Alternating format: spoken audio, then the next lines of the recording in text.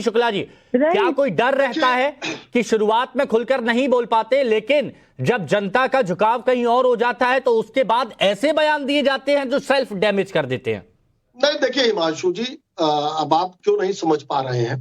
पूरा हिंदुस्तान और एक एक सनातन धर्मी कांग्रेस के स्टैंड को समझता है और कांग्रेस ने कभी ये कहने में गुरेज नहीं किया कि राम के अस्तित्व नहीं है, राम सेतु तोड़ देना चाहिए, वहां मंदिर नहीं बनना चाहिए।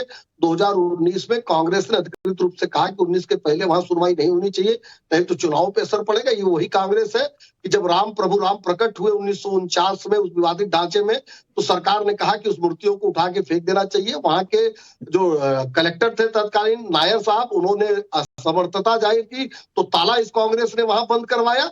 इन्होंने तमाम पाप किए हैं, इन्होंने और समाजवादी पार्टी। तो राम भक्तों के खिलाफ किस तरह से षड्यंत्र किया, इसको बताने की आवश्यकता नहीं है, एक एक राम भक्त को पता है। इनको तारीख से नहीं समस्या। मैंने कहा ये प्रवृत्ति है। मुगल काल में मुगलों के रूप में प्रवृत्ति विद्यमान थी, सतयुग में राक्षसों के रूप में विद्यमान थी, और इस युग में तमाम ऐसे कांग्रेसी विचारधारा, वामपंथी विचारधारा के लोग हैं जो हमेशा से सदैव से राम मंदिर के विरोधी रहे हैं। और ये अगर 22 को नहीं, अगर 20 साल बाद 22 को आप रखेंगे तो भी इसी तरह से सवाल लेके खड़े हो जाएंगे, कहेंगे कि आखिर इतनी जल्दी क्या है?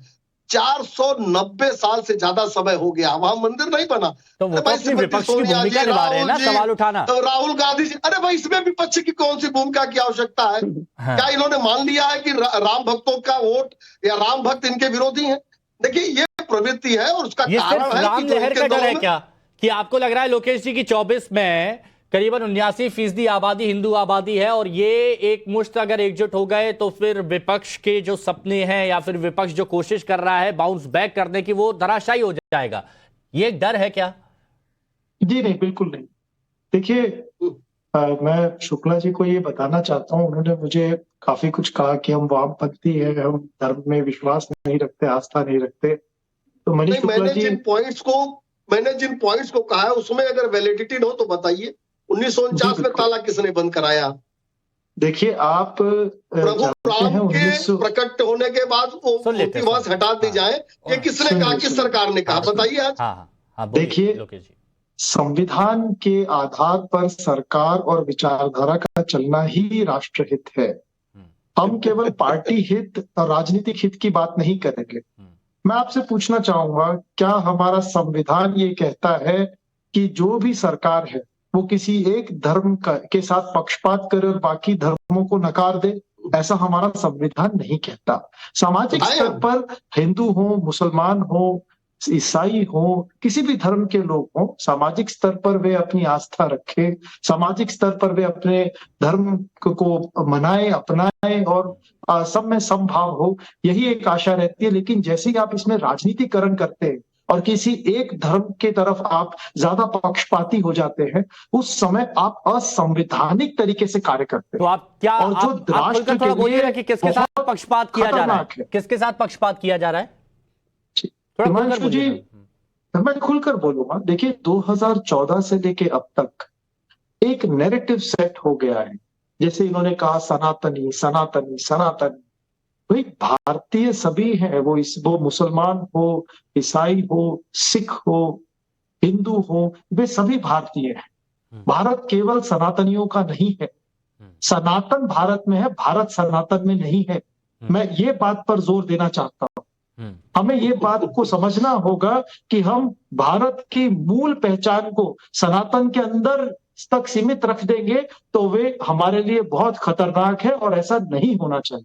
अच्छा। शुक्ला जी, आप क्या बात करते हैं मंदिर की? आप जानते हैं आज के डेट में 2 मंदिर मैंने खुद बनाए हैं अपने एक्सपेंडिचर से। कितनी गौशालाओं का मैं खुद देखरेख करता हूं। मैंने इसका राजनीतिकरण किया? क्या मैं हिंदू नहीं हूं?